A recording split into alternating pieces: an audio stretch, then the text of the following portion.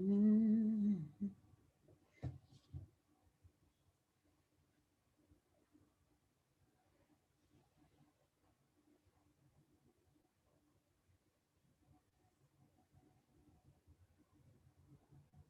Mm. Okay, we are live, and then I should hit record here. This computer. Good evening, everyone. This is the Metaphysical Bible Hangout. I'm Reverend Sherry James, and this is, we're in a series called The Four Agreements. I actually didn't come up with another title, so I wasn't that fancy. But we're working on the four agreements, and we're picking up the fifth agreement, which I have on my Kindle. The fifth agreement from Don Miguel Ruiz's collection of books. And this has been a really powerful conversation that we have had. If this is your first time participating in the Bible Hangout or attending or watching, please remember to give it a thumbs up. If you're watching on YouTube, please subscribe. If you're catching this on Facebook, make sure you like my page and click the notifications to get reminded when I upload these videos. And please share this video with someone. If this blesses you and this makes a difference in your experience, tell somebody about it. Help other people find this message. I am a minister. I'm ordained by the Universal Foundation for Better Living, and my church is Understanding Principles Church in Inglewood, California. All right, time to dive into this. So this first, no, not first, but this will be a two-part lesson. And the reason we're doing it in two parts is that the fifth agreement is be skeptical, but learn to listen. And so I want to take some time to talk about why he recommends being skeptical. And then I want to get your feedback on this conversation. What he says is that you want to be skeptical because most of what you hear isn't true. Most of what you hear isn't true. And he says, you know that humans speak with symbols and that symbols are only truth because we agree, not because they are really the truth. And so he talks about like language, that language is a kind of is a symbolic agreement that is we all agree. Like if we call well, let's see, we call this a glass, right? And so the way that we're able to communicate with one another is that we all agree that this object is a glass. And but there's nothing inherently true. And in fact, some people would say, well, no, that's a jar because it's a mason jar. You know, that's how it's typically sold under that name. But it's really just the agreement that we have made in order to be able to talk about it. And so as we move through life, we are forming these agreements that allow us to be able to communicate with other people. But it doesn't mean that how you see it or the way that you see it is the way that it is.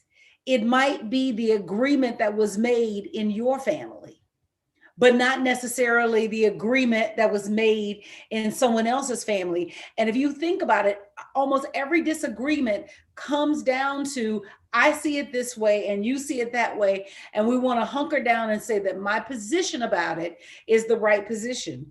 He says, and this is on chapter 1, he says, from the moment you are born, you deliver a message to the world. What is the message? The message is you, that child.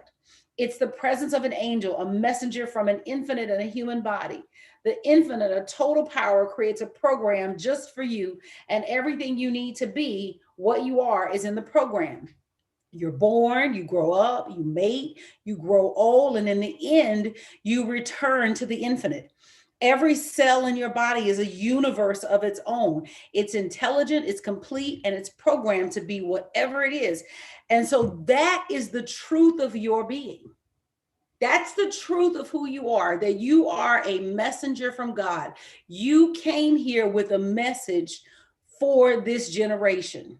You were born into this moment in the space-time continuum with a message that only you can give us.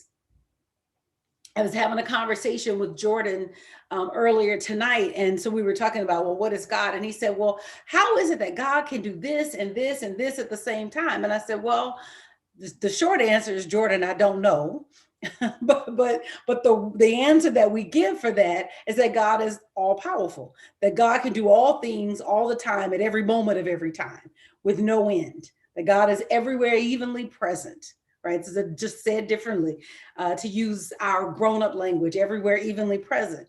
And he said, but people are God. I said, yeah, people are God. And I said, and you were here, you were sent here with something. And oh, I know what he said. He said, unless you have superpowers. And I was like, well, you only have superpowers. Anybody that has superpowers is just somebody that opened up and said, I'll be the one, God, to go do that. You know, I'll be the one, God, to go figure out how to get people off the street and not be homeless. Oh, God, you know what? I'll be the one. I'll figure out how to get us to the moon. You know, oh, you know what? I'll be the one to figure out how to make great music. Or, you know, and so everyone is kind of raising their hand or coming to the planet, really, because it's in this teaching and pretty much in New Thought as well. There's this understanding that you came with something pre-programmed in you that you were meant to give to humankind. That this is your gift to the world and only you can give it. No one else is responsible for giving it and no one can give it in your place. You know, even if you're a musician and you're in a room, a home full of musicians, the music that's meant to come through you cannot be replaced by somebody else in the home. You know, if you grew up in a musical family, you know, it may be challenging to walk in the shadow of someone who's maybe a little bit further along in the expression of their gift, but nothing that they have given has diminished your gift. Your gift is equally as important for the people that you were sent to talk to communicate with, to share with. So anyway, he goes on to say, you are programmed to be you, whatever you are, and it makes no difference to the program what your mind thinks you are. The program is not in the thinking mind, it is in the body, in what we call the DNA. And in the beginning, you instinctively follow its wisdom. And so if you think about it, that babies have zero concern for what people think about them. There's not a baby on the planet that is at all concerned with what you think about the baby. The baby is interested in what the baby is interested in, and your opinion about it is irrelevant. He says that as a very young child, you know what you like, what you don't like, when you like it, when you don't. You follow what you like and you try to avoid what you don't like. You follow your instincts, and those instincts guide you to be happy, to enjoy life, to play, to love, to fulfill your needs. Then what happens? Your body begins to develop. Your mind begins to mature, and you begin to use symbols to deliver your message. Just as birds understand birds and the cats understand cats, the humans understand the humans through a symbology. And so what he's saying is that the language that we use, these words are really symbols so that we're able to communicate with one another. So the word glass or mason jar or whatever, because we could have called it anything, is simply a symbol that allows us to communicate about a thing that looks like this, that's shaped like this, that is built like this. It's a symbology. And so these words are not true in an ultimate sense. They're true only to the degree that they help us communicate with one another. But the only truth behind them is the substance that stands under, the substance of God that stands under all creations. And then he says that if you were born on an island and then lived all alone, it might take you 10 years, but you would give a name to everything you see. And you would use that language to communicate a message, even if it was only to yourself. Why would you do this? Well, it's easy to understand. And it's not because humans are so intelligent. It's because we are programmed to create a language, to invent an entire symbology for ourselves. As you know, all around the world, humans speak and write in thousands of different languages.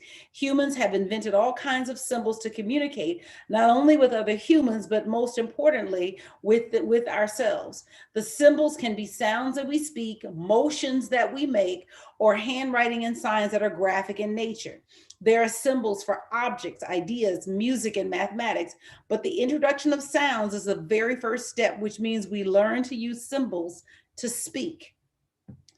So when we're talking about to be skeptical, which is the first part of this conversation tonight, we are being skeptical because perhaps you were raised in another part of the world or another part of the country, and the symbols that you were given make sense where you were raised.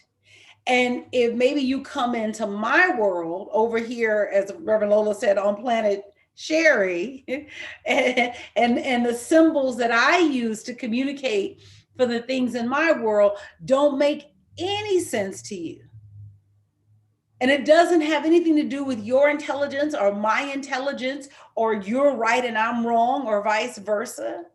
What it has to do with is that these are the symbols that we have grown up with, and we have been trained to use. And if you think about it, people will fight you for the symbols that they were trained to use, as if the symbols represented some kind of ultimate truth. And talk back to me, is that resonating with anybody? Is that true? Is that consistent with what you're experiencing? Reverend Cherry, this is Brenda. I was going to say it's really interesting. Growing up in D.C., we always called it soda. Then I went to Chicago and they said pop. Right. And I said, no, I don't want pop. I want a soda. What are you talking about? And that was the funniest thing for me as a teenager, to see the difference in just that little can that I called soda all my life and they call pop. And I'm gonna do you one better. We call it soda water. So I think I call it soda now, but growing up I called it soda water. My mom said, "Sherry, give me a soda water out of the refrigerator." Yes. Anybody else? Any places where what you call something has created tension in your experience? Generally, this comes out in marriages, in group dynamics, group organizations. Rev, I had an instance at work. This is Andrea. Yes. I was working in a neonatal intensive care nursery, and I said something about the pulpit. And the white, it was mostly white. They was like, "What's a pulpit?" I said, "A pulpit where the preacher speaks." He said, "Do you mean a pulpit?" And I was like, "Is that what you call it?" And they just laughed at me, a pulpit. And another time they were, "You guys aren't finished with report yet?" I said, "We're just conversating." Conversating? That's not how you're conversing. So it made me feel a little, resentful at the time, but now. Yes. Some things differently. Absolutely. And we have these ways of communicating that when we get into disagreements with other people, sometimes depending on how they were raised or how they were conditioned, they may be conditioned to shame you if you don't see it the way that they see it, because they're right in their minds and you're wrong in their minds. But the truth is that that's just your understanding of it. That's just the words that you were conditioned to use, the symbols that you were conditioned to use. And what I bring forth or someone else brings forth that contradicts the way that you see it, it doesn't make that person wrong. And so when he says to be skeptical, what he means by that is that everybody is only telling you something based on their conditioning, and it cannot be treated as absolute truth. If you treat it as absolute truth, one, you open yourself up for drama. He says that once you realize that hardly anything you know through symbols is true, then be skeptical has a much bigger meaning. Be skeptical is masterful because it uses the power of doubt to discern the truth. You know, whenever you hear a message from yourself or from another artist, is a way that he talks about human beings, and we're all artists and we're all creating these movies. From another artist, simply ask, is it truth or is it not truth? And so to that person who's saying, well, it's not pulpit, it's pulpit, then it's like, well, is that truth or is it not truth? Is it reality or is it a virtual reality? And what the Tao does is it takes you behind the symbols and it makes you responsible for every message you deliver and receive. So what I would come back with, just since you shared that example, Andrea, is that neither you were right nor they were right. You were both right for yourselves. Right? Is this making sense? Yes, and I completely agree. If I went home saying, oh, he was in the pulpit, they would sure be laughing at me at home. You know? I wouldn't be able to communicate with them. Right. And so then you have a decision that you can make. If I want to communicate in this world, I need to make my words sound like this. And if I want to communicate in this world, I want to make my words sound like this. And so I have the ability, I'm bilingual. Exactly. Mm-hmm. Mm-hmm. Anybody else? Any other examples of things like that where you have had a difference in the way that you see something? And maybe it wasn't the pronunciation of a word, but maybe it was an understanding of how a thing was used or how a thing is to be talked about.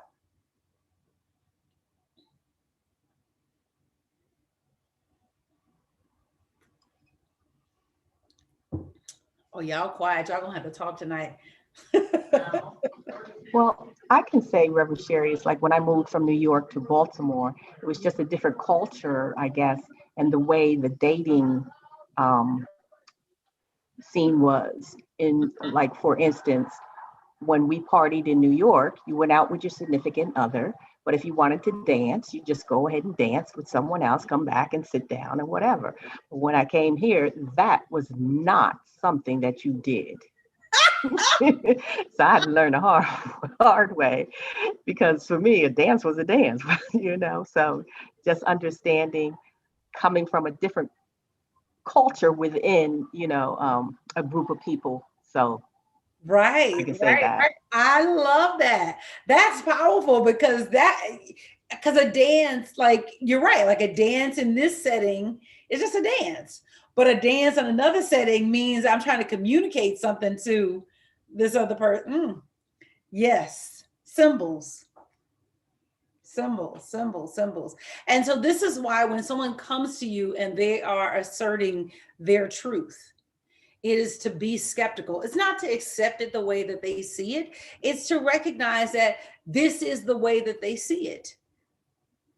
And so what the Tao does is it allows you to go behind the symbols. And so you really, you know, disagreements and relationships can really dissolve back to the nothingness from whence they came. Hey, we've got different ways of seeing this.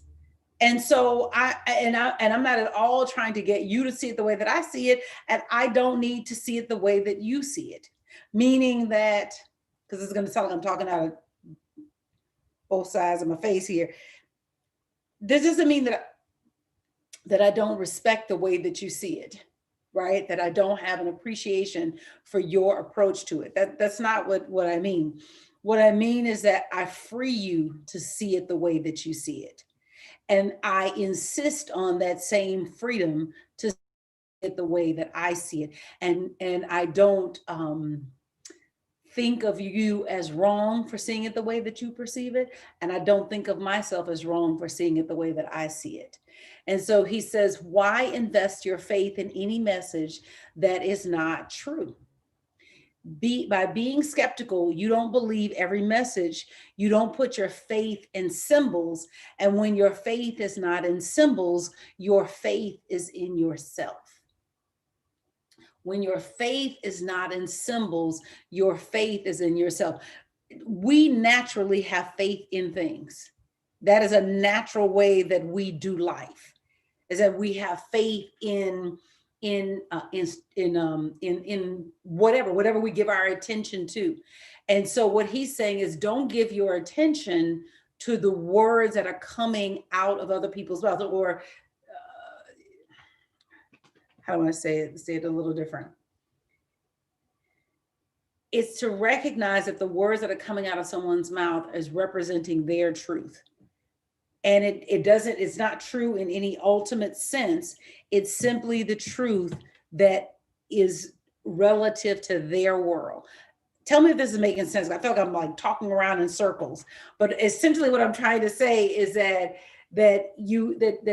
when you don't have your faith in the symbols that are coming out of somebody else's mouth based on the words that they're using, right? We're using the word symbol as a synonym for word.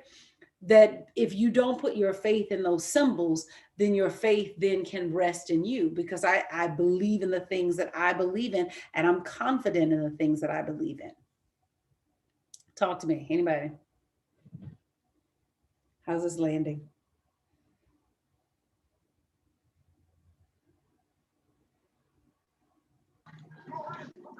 Well, I can say is that when you're in a relationship, you're doing a dance, since I'm using the analogy of that now, and just understanding the language of what the other person is speaking. And as you grow together in a relationship, you compromise or come to understand exactly the language and the true meaning of what is being said. As you, like I said, as you grow together. In the beginning, it's like, okay, with me, it was, well, I got to be right, you know, and try to make my point and understand where I'm coming from and how I use certain words and terms. But now it's like, when I hear certain words, I know exactly what you mean, and I don't have to say that you're wrong or anything like that, if that makes sense. Right. Yes.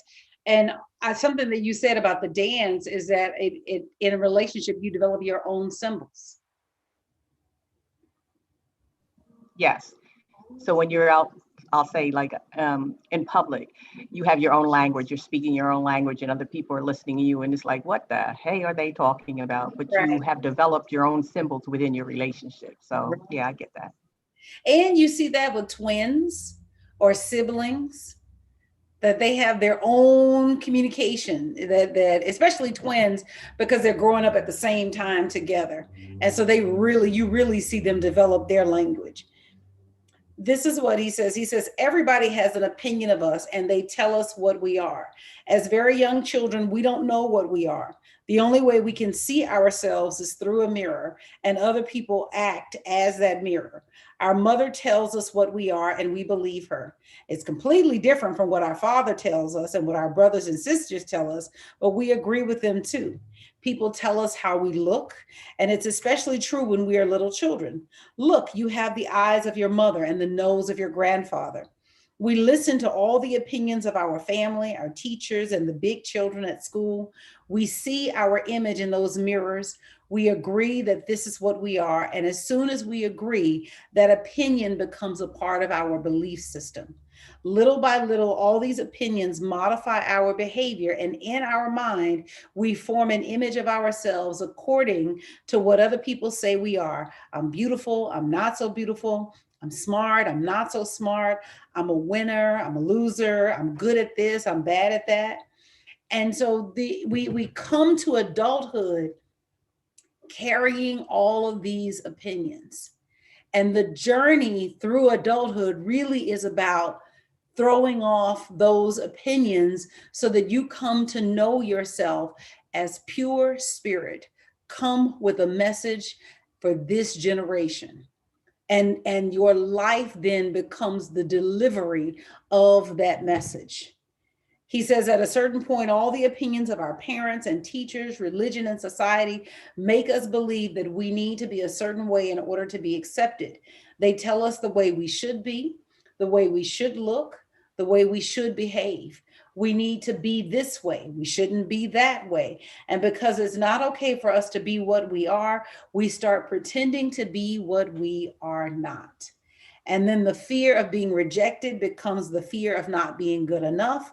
And we start searching for something that we call perfection. And so part of the being skeptical is that you're starting to question all of these opinions that have been handed to you. All of these opinions that have been handed to you. Sometimes you may have been handed an opinion from a parent, and they handed you the opinion. Maybe they did or did not want you to accept it as an opinion about yourself, but really what it was communicating was their own hurt about themselves. And so when you're skeptical, you're able to pull back from all of those opinions and pull back from all of that misinformation and to begin to see it for what it is. Because the truth is that you are beautiful. The truth is that you're wonderful. The truth is that you are magnificent. The truth is that you are grand beyond anyone's wildest imaginings, including yours. And anything that's been given to you to the contrary is simply a symbol that said more about the person that gave it to you than it could ever say about you. In fact, it says nothing about you and only says something about the person who gave it to you. Dr. Brenda, were you going to say something? Yeah, well, I was going to say, growing up in the Baptist church, when I got into New Thought, I was so critical of all those, good old Baptist people, what they didn't know and how they expressed themselves. And it was just, for me, it was a revelation. As I grew in spirit, I could see truth in anything. So it wasn't that they had changed, it was me. So the same way that they were preaching, I don't know how other people picked it up, but truth gave me a different lens to be able to see it. So I could see the truth in that. And it was the same thing that I had been critical of, but as I grew, I was able to see differently. I concur 100%. In fact, the deeper I get into this, the more I appreciate the foundation from whence I came. The deeper I get into, the more I dive into this, the more I see like where different teachings came from and kind of sort of how it kind of could have gotten off track and became about piousness rather than a personal relationship with God. But that the foundation of it is solid. Exactly. He says we continue to grow, and in our adolescence, our body is programmed to introduce a substance called hormones. Our physical body is no longer a child's, and we don't fit in with the way of life we lived before. We don't want to hear our parents tell us what to do and what not to do. We want our freedom. We want to be ourselves, but we are also afraid to be by ourselves. People tell us you're not a child anymore, but we're not an adult either. And it's a difficult time for most humans. By the time we are teenagers, we don't need anyone to domesticate us. We don't need anyone. We have learned to judge ourselves, punish ourselves, and reward ourselves according to the same belief system we were given and using the same system of punishment and reward. The domestication may be easier for people in some places of the world and harder for people in other places, but in general, none of us has a chance of escaping the domestication, none of us. And so we all go through this process of being conditioned. Alita, did you want to contribute? Hello? I'm gonna mute. And then he says, finally, the body matures and everything changes again. We start searching once again, but now more and more, what we are searching for is ourself. We are searching for love because we have learned to believe that love is somewhere outside of us. We are searching for justice because there is no justice in the belief system we were taught. We are searching for truth because we only believe in the knowledge we have stored in our mind. And of course, we're still searching for perfection because now we agree with the rest of the humans that nobody is perfect. And so we have gone through this domestication process. And so what happens is that when someone comes to us and communicates with us, what they're communicating more than anything else is they're communicating their domestication. And so maybe they grew up in a home where they were shamed for what they didn't know. Or maybe they grew up in a home where they were put down on a regular basis, and part of how they associate love is what they call tough love. And so if I need to tell you who you are and how you are, and you know, feelings be damned. You know, when people are coming to you and interacting, they're bringing their domestication. And they're bringing their perspective to you about how they see their world. And when they're looking at you, they're only really looking at you through their lens. And so what you want to be is skeptical, because nothing they say to you is true in any ultimate sense. He says to have faith is to believe without a doubt, and doubt is to be skeptical. Don't believe all the stories that we artists create with our knowledge. You know that most of our knowledge isn't true. So don't believe me, don't believe yourself, and don't believe anybody else. The truth doesn't need you to believe it. The truth simply is, and it survives whether you believe it or not. Lies need you to believe them. If you don't believe lies, they don't survive your skepticism, and they simply disappear.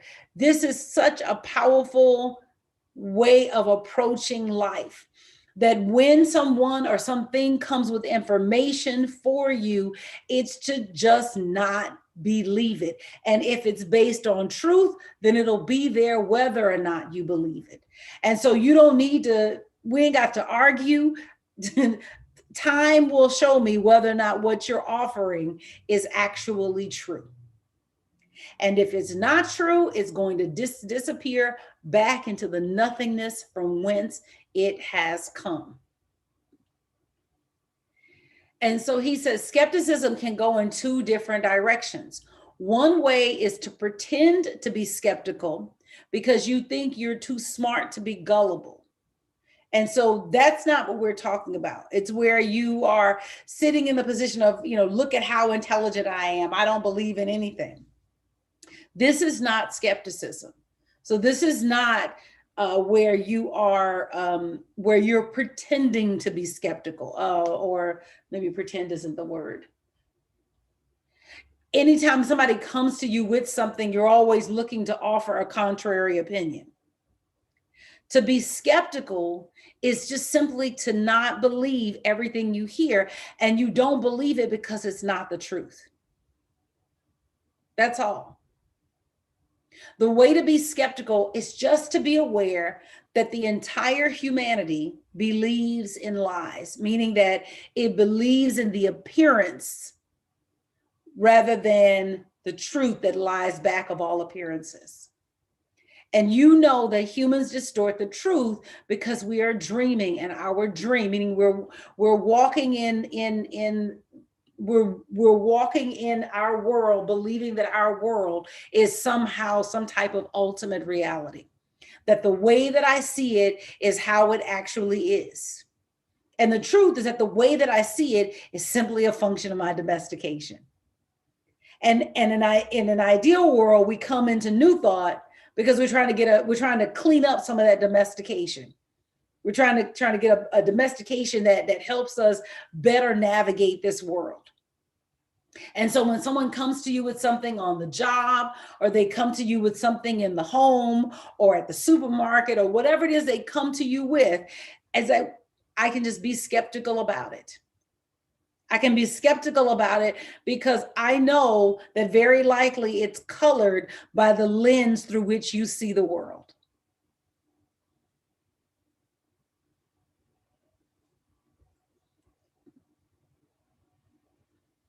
Every artist, every human distorts the truth, but you don't need to judge what somebody says or call that person a liar. All of us tell lies in one way or another, and it's not because we want to lie. It is because of what we believe. It's because of the symbols we learned and the way we are applying all those symbols. And once you are aware of this, then this fifth agreement makes a lot of sense, and it can make a very big difference in your experience. Because people will come to you and they're going to tell you their personal story, their point of view, what they believe is truth. But you won't judge if it's truth or if it's not truth. You don't have any judgment, but you do have respect. And the respect is that I respect that this is the way that you see it. And I respect your right to see it that way. And I free you to see it that way. I do not try to hold you to some abnormal or impossible standard. I free you to see it the way that you see it. It takes a lot of courage to do that, because many of us have been domesticated to need agreement from other people in order for us to feel confident about an opinion that we hold.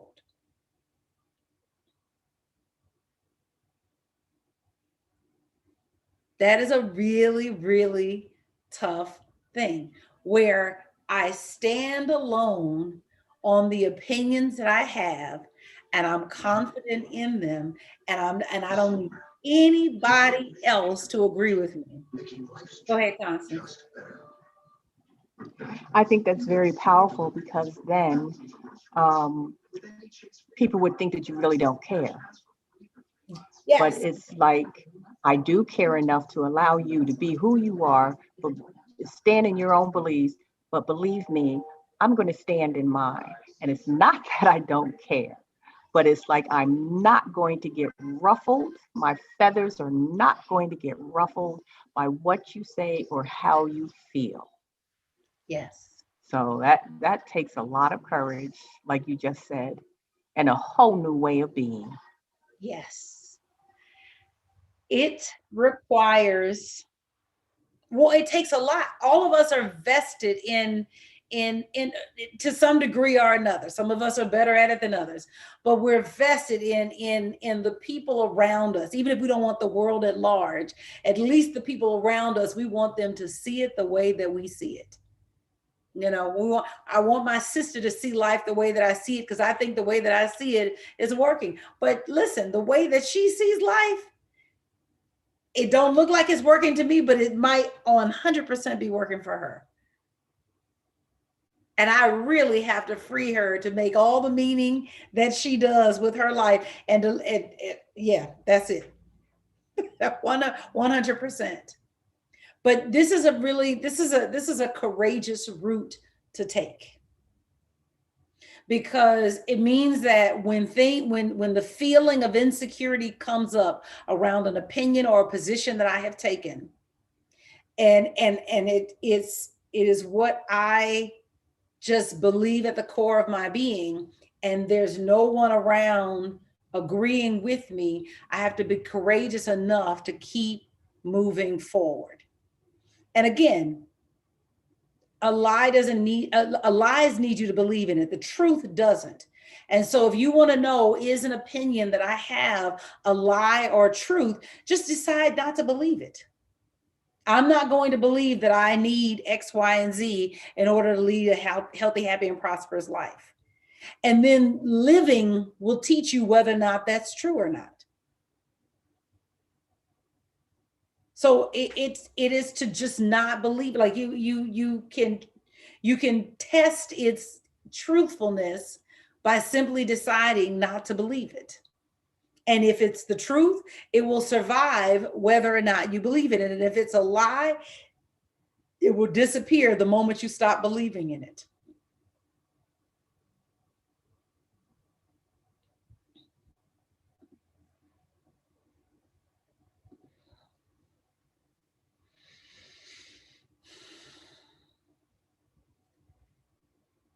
He said, you listen to the way other people express themselves, knowing that whatever they say is nothing but a story distorted by their beliefs.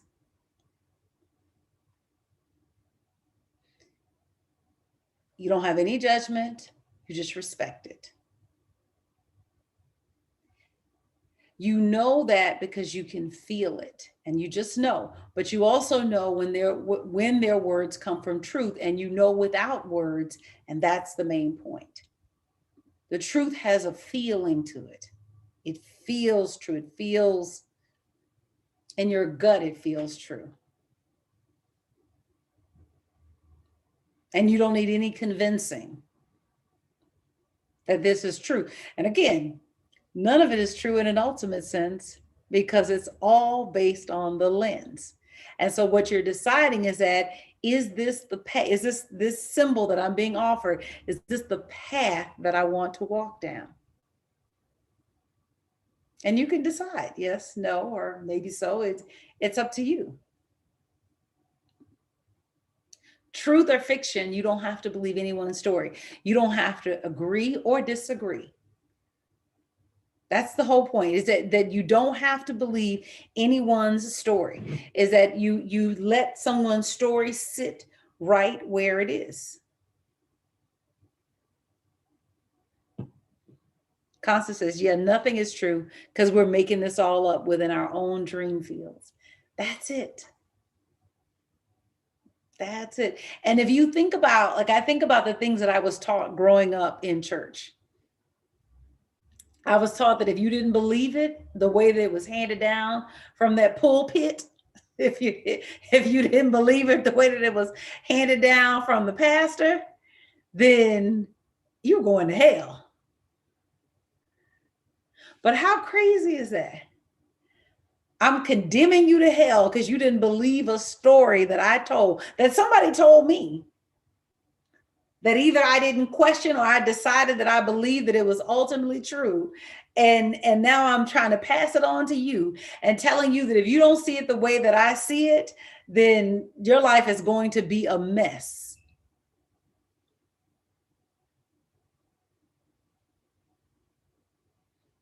We are all dreamers. This is the beauty of meditation and taking that time to be quiet, because what it allows you to do when you are quiet is to open up and to receive truth. Truth doesn't come from people. Truth comes from the Spirit of God within you. Truth comes from you sitting and receiving a download from the one power and the one presence. And the thing is that the more you listen for the voice of God, the easier it is to discern the voice of God. And so you make that daily practice. And when you have that daily discipline, then it's no longer hard for you to discern between, is that my voice speaking? Is that my mama's voice speaking? Is that my daddy's voice speaking? Or is this the power and the presence of God speaking through me, seeking to express through me? That daily discipline is everything. I shared this earlier. I don't have it handy where I'm standing.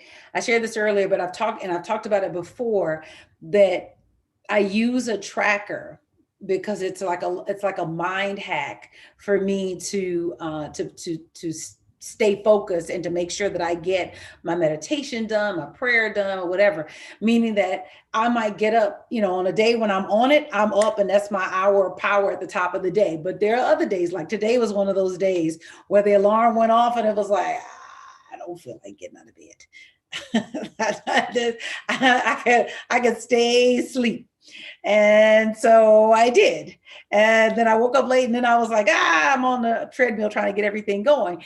And so days like that, when you may not start the top of the day fresh, you know, like the textbook, how you should wake up in the morning, then on those days, my tracker is excellent because I can say, oh, okay, I got to find a moment to do a meditation, right? Check that off my list versus what would happen before without the tracker, which is that I'd have a morning like I had this morning and I'd get to the end of the day and none of it would be done. But the tracker helps keep me honest. And so what happens when you make that space available? In an ideal world, you're doing it at the same time every day. But listen, just get it done. And so on the mornings when I can't be 100% with my hour of power, then I'm stretching that hour of power across the day as I fit it in between my lunch break or after I finish one assignment or something like that. And I'm getting it in because I'm continually trying to stay open. I don't want to believe the lies. Reverend Sherry, I don't want to believe the lies that I'm telling. Yes, go ahead. Go ahead. I want to say that I want to thank you so much for, suggesting that tracker, because it really, really, really does help. And the other thing I want to say is that it's funny how your mind can tell you certain things. You're tired. You don't want to get out of the bed. I got up early yesterday. I stayed up late last night. I don't want to get up. But then say you need to get up and go to work. Mm-hmm. Just say that. You need to go up and go to work. I don't want to go to work. Yes. But it's payday. And all those aches and pains and all those different reasons and this in the garbage. You up and gone. You up and gone. Yes. Yeah. Yes. Yes. And that's it. That's why you don't believe the lie. I'm tired or I'm not tired. It's both a lie. The truth is that I am eternal spirit, full of life from end to end. There is no such thing as tired. There is no such thing as tired. I am eternally spirit. Now, if I need to rest my body, because everything in this three-dimensional world goes through its rest work cycle, then I need to have that rest. But it's just like you said, if I get an intention in my heart, and the intention might be it's payday, and so whatever I feel, I pull it together and spruce up, put some perfume on, and get out the door. I don't want to believe my lies, and I don't want to believe your lies. And so the daily disciplines of being with God are about loosening the connections that we have to the lies that we tell and that other people tell us. We're trying to loosen that connection. We want to open up that space. And so the question that I have for you is, what is a lie that you have been telling yourself that you now want to let go of, that you now want to be skeptical about? What is a lie? I'm gonna give everybody a chance to think about it. What is a lie? You might want to get a journal because I got my timer. What is a lie that you have been telling yourself that you are now choosing to be skeptical about? What is a lie? Remember, we're all making it up. Ain't none of it true, but what's the one you ready to stop believing is true?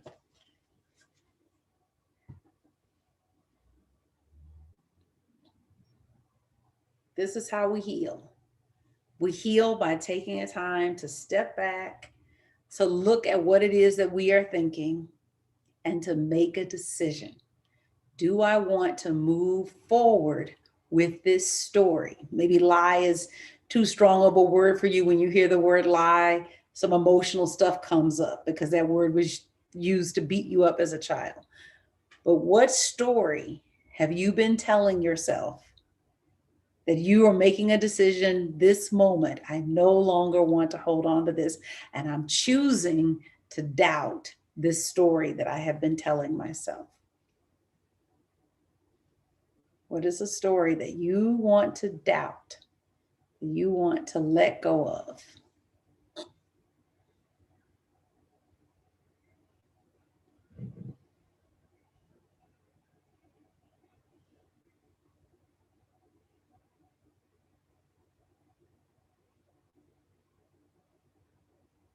Mhm. What's a story you want to let go of?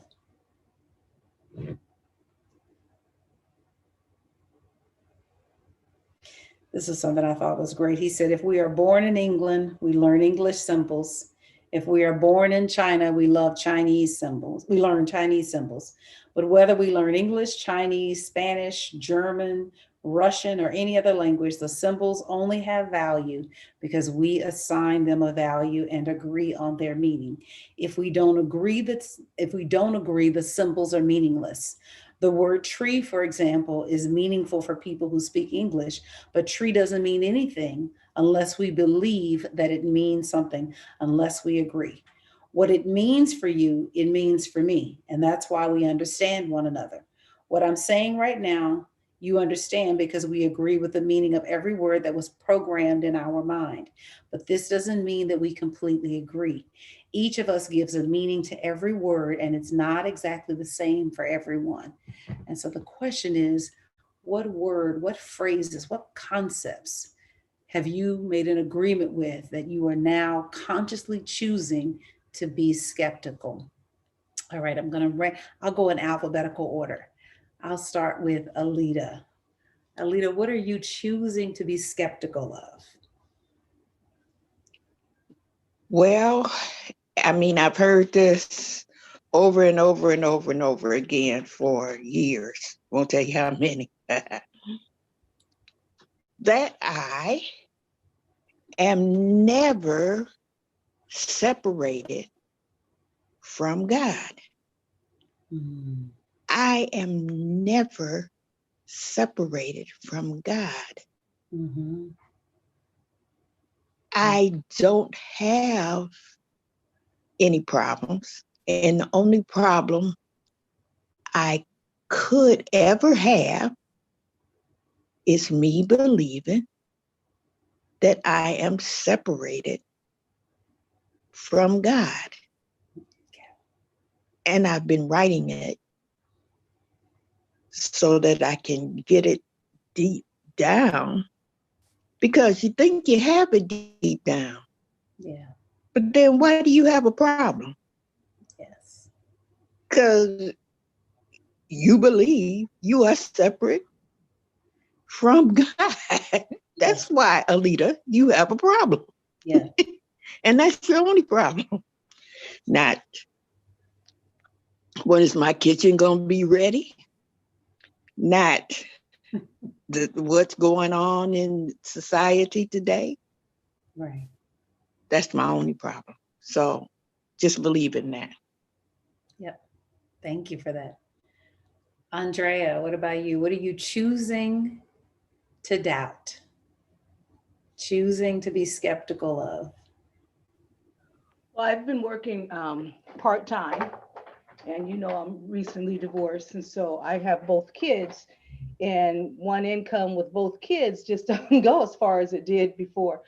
And so I've been trying to get another job with more hours. And I'm choosing to doubt the fact that I need to work more in order for more wealth to come into my life.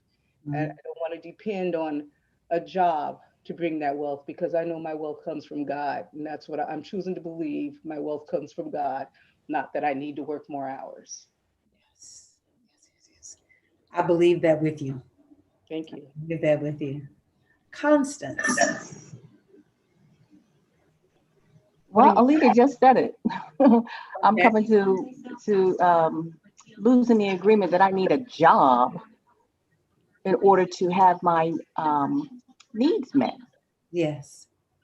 So I'm open to knowing that I'm the creator of my world, and I'm telling God, all right, God, get busy and bring me a stream of income that I'm not struggling to force or make it happen myself.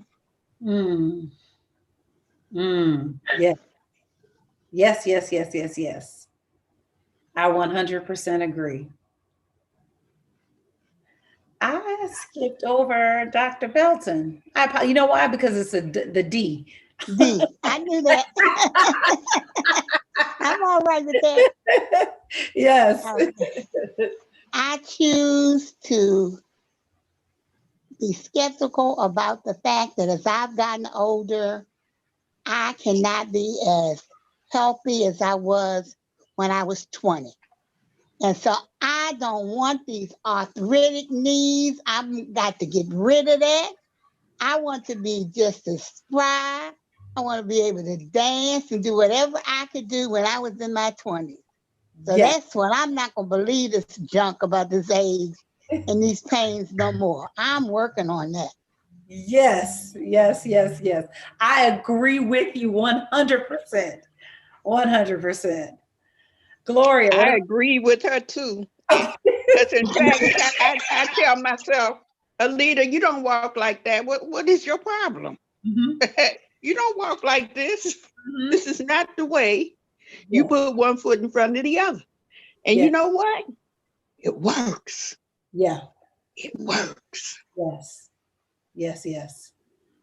Gloria, what about you? What are you choosing to doubt, choosing to be skeptical of?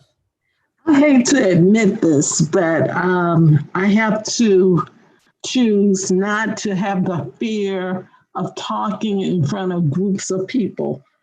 Um, I have to get over, okay, your head is going to hurry, and then all of a sudden your mind is going to become blank, and you're going to be fearful to talk, because I think that's something that I have to overcome. So I have to choose not to believe that anymore.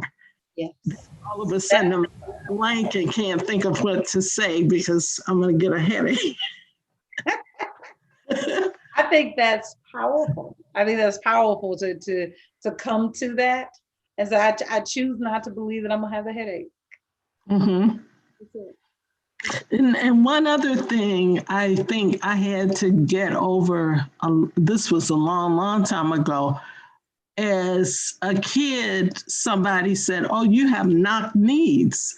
So I always grew up thinking, oh, my knees are knocked. But now, but then I realized, oh, I look at models on TV and a lot of people have knees like my knees, but I carried that thought with me, forever. And it wasn't true. I mean, my knees are fine, so. I thank you for saying that. I was given a belief about my body, and the person who gave it to me, I know this person loves me. I know they wouldn't want me to have these ill feelings. And this is why we're going to talk about this next week, is the listening part, that you're being skeptical so you can listen to what is actually being said, right? And sometimes what's being said is, I'm giving you my pain, right? I don't know what to do with this pain, and so I'm handing it to you because maybe if we share in it together, I'll feel better. Mm. Right. Mhm. Mhm. And the thing is I can't feel badly enough about myself to make you feel better about yourself. Right. Malayla, what are you choosing to doubt? What are Okay, you wait, choosing to be skeptical? can you repeat what yours? I just missed everything. I hadn't said it yet. I was just responding to what Gloria said. Oh, But okay. what I was saying was, what I was sharing in response to Gloria was that someone who is very close to me in my life gave me a belief about my body that I accepted. Oh, okay. Yeah. But I was saying that I know that because I know this person loves me, I know that they would not want me to feel the ill feelings that I feel about myself. Mm. And so like I said, next week, we're going to talk about part 2 of this lesson, which is, but learn to listen, is that when people are coming to you with their pain or whatever it is, their hate, their whatever, is that you're learning to listen. And what the listening is that I'm discerning what it is that you're trying to hand me. And sometimes what you're trying to hand me is this pain, and that if we both take on this pain together, then I won't feel so badly about myself, meaning the person saying that. Mhm. But go ahead. What are you Okay. choosing to All doubt? right, yeah, I can tell that one's gonna need a lot of attention. Yes. For me, and it's also the reason why I stopped messing with horoscopes, Mhm. because it tells me that I'm selfish, and I really would like to doubt that. Yeah. Yeah. Okay. I Selfishness. understand that. Yeah.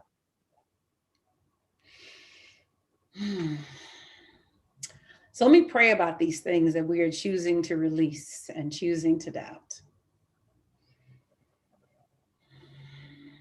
Father, Mother God, we come open hearts and open minds, that we have been given beliefs about our bodies, about our resources, about our connection to you, about who we are as people.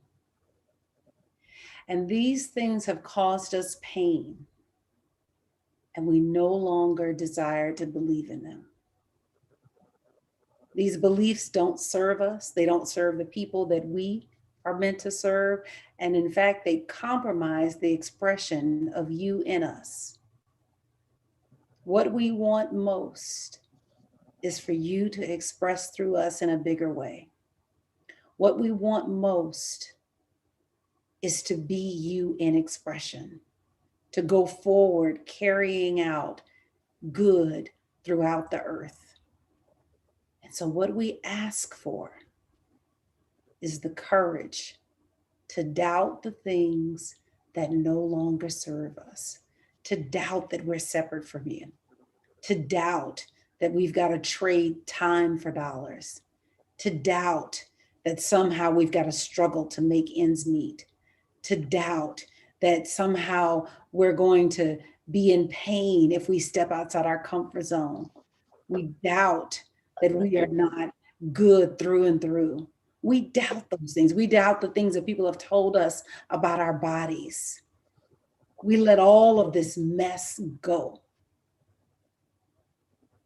We throw it back on the trash heap of the universe, and we let you change this energy in us so that we may be greater expressions of you in the world.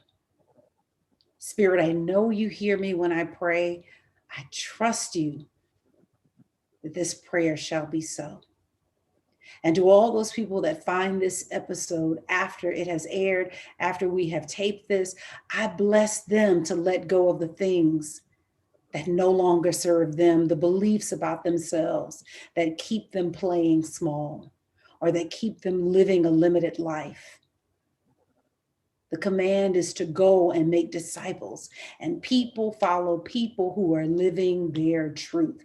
And so we ask for the removal of all of these things so that we may be you in expression. Thank you, God. I know you hear me when I pray. And so I relax and I allow this prayer to become so. And so it is. Thank you so much for tonight. Next week, we'll pick up with part 2. Part 2 will be on, but learn to listen. So tonight we just dealt with be skeptical. So it's still the 5th agreement, but we're dealing with learn to listen. So next week is all about that listening. All right. God bless you. Thank you so much for tonight. Thank you, thank you, thank you. Yeah, the closing prayer is a good test. Good. Thank you. Thank you so much, everybody. Thank you. I love you.